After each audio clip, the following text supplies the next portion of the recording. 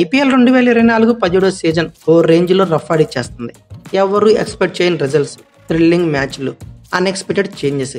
ఎవరు win అవుతారనేది last over దాకా కాదండి లాస్ట్ బంతి దాకా కూడా కొన్ని మ్యాచ్లు అయితే గెస్ చేయలేకపోవడం అనేది మోస్ట్ థ్రిల్ని ఇస్తుంది అనటంలో సందేహం లేదు. రిమైనింగ్ సీజన్స్ కంటే ఈ సీజన్కి మరింత హైప్ కూడా పెరిగింది దీనివల్లే. అయితే ఇప్పటివరకు కంప్లీట్ అయిన 40 మ్యాచ్లే. అయితేనేం ఐపీఎల్లో 50 నుంచి 60 మ్యాచ్లు సరఫరా రికార్డ్స్ అన్ని ఈ 40 మ్యాచ్ల్లోనే రికార్డ్స్ బ్రేక్ అయిపోయాయి.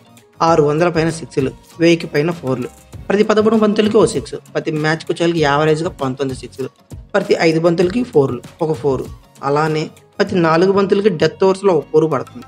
సో ఈ బ్లాస్టింగ్ వల్లే ఈ సీజన్కి మోస్ట్ ఎక్స్ప్లోజివ్ సీజన్గా పేరు పెట్టేశారు. అయితే అసలు ఈ రోజు కంటెంట్లోకి వెళ్ళిపోతే, ఒకప్పుడు టీ20లో 180 పరుగులు చేస్తే భారీ స్కోర్ చేసినట్టే. ఇప్పుడు 200+ టార్గెట్ నిర్దేశించిన గెలుస్తామనే భరోసా అనేది లాస్ట్ బంచ్ దాకా లేదని చెప్పాలి.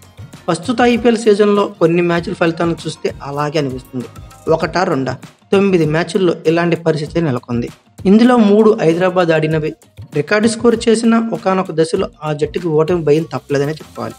ఐపీఎల్లో జట్టు అత్యధిక స్కోర్ అంటే మొన్న ఈ మధ్య కాదు, 11 ఏళ్ల క్రితం ఆర్సీబీ 263 పరుగులు చేసింది. దాని గురించే నిన్న మొన్నదా చెప్పుకునేవాళ్ళు. అయితే ఈ ఏడాది ఆ రికార్డుని సన్ రైజర్స్ హైదరాబాద్ ఒకసారి కాదు, ఏకంగా 2 సార్లు బద్దలు కొట్టేస్తుంది. దీన్ని బట్టి అర్థం చేసుకోవచ్చు 17వ సీజన్లో పరుగులు వరద ఎలా పారుతుంది అనేది.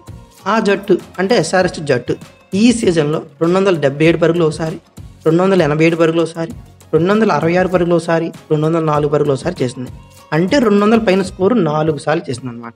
ఇక తర్వాత ముంబై ఇండియన్స్ 246 పరుగులు ఒకసారి, 234 స్కోర్లతో అదరగొట్టారు. ఇక తర్వాత రాయల్ ఛాలెంజర్స్ బెంగళూరు 262 పరుగులు ఒకసారి చేసింది. రాజస్థాన్ రాయల్స్ 224 పరుగులు ఒకసారి చేసింది. కోల్కతా నైట్ రైడర్స్ 272, 223, 208 3 సార్లు 200+ స్కోర్లు చేసింది.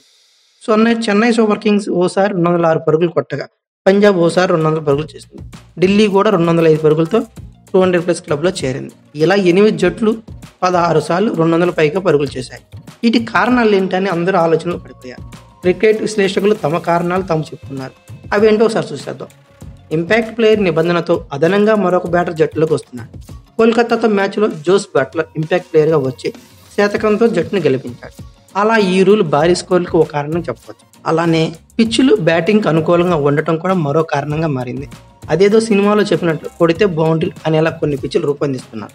దీంతో బౌలర్లు బ్యాట్స్మెన్ కొట్టినప్పుడు కళ్ళు అప్పగించి చూడటం తప్ప ఏం చేయలేని పరిస్థితి నెలకొంది.